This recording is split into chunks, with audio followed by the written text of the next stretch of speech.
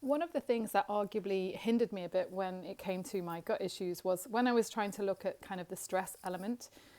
People would use labels and terms and say, you're an empath, you're a highly sensitive person, you seem to have OCD traits, so obsessive compulsive disorder, you've got a very strong inner critic, and none of this really helped because I couldn't stop those programs. I couldn't change those aspects of myself, and I didn't really understand. A lot of them didn't make sense, and I didn't know why I was so powerless to, basically stop them when they were affecting my gut so much.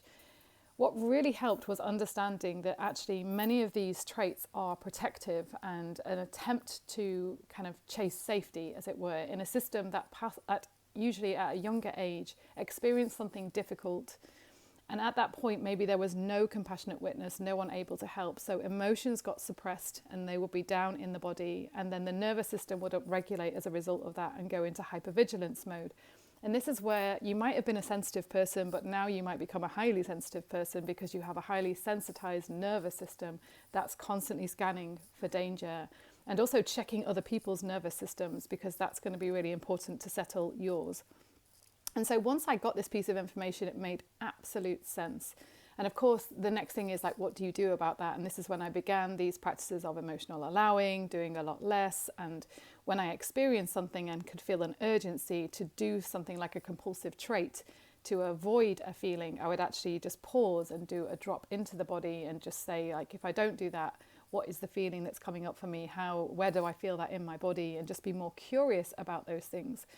And what happened was these traits were able to fade to a point where they just make sense. So of course, I'm still going to care for people. I'm going to show up.